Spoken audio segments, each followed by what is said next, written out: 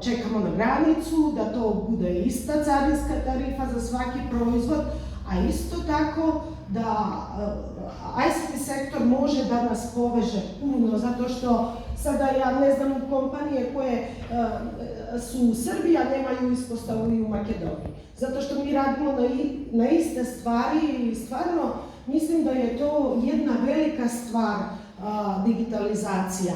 Ali ja mislim da privatni sektor se više digitalizovao i da smo mi puno napred.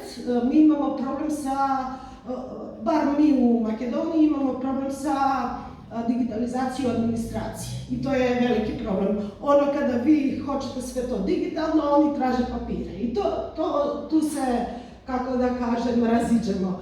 Zato digitalizacija administracije je vrlo velika stvar i vrlo dobra stvar, ali zato što su inženjeri skupi ljudi, kako da kažem, to je veoma teško da se zadrži u administraciji. Zato treba kompanije da rade neki joint venture sa privatnim kompanijama koji su već poznate, priznate u njihovim državama i da to se održava na taj način.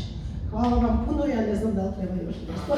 Šta očekujete kao ishod ove konferencije, neki pozitivan, šta bi bilo idealno?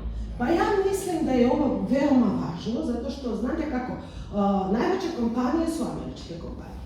I veoma je dobro da oni dođu da vide da smo mi ovde civilizacija, da nismo baš tako nešto tamo daleko. Znate kako, retko koji u Americi baš zna. Oni ne znaju, čuli su nešto za Jugoslaviju, ali ono da smo mi sada nešto 6-7 država, to nije im baš jasno. Zato mislim da to je stvarno dobro i za naše kompanije, zato što to nam da sigurnost da oni sutra će da surađuju sa nama, neće da nas izbaci i da nismo mi neke nerazvijene zemlje, a osobito to što smo puno hospitality, mnogo više od njih. Rekli ste da vi ste za Makedoniju zastupnik za Intel, za IBM, da, Oracle, jeste.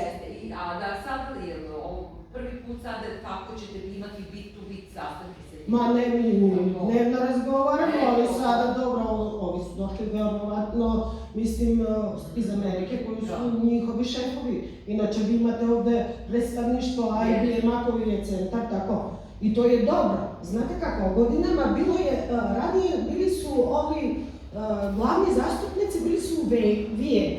Onda malo po malo prebacili se, šta ja znam, neki u Bugarskoj, neki u Rumuniji. Sada Beograd je centar za nekih ovih velikih firmi. I to je dobro. Mislim da se to već dolazi bliže i bliže, onda možete i lakše da se razumete.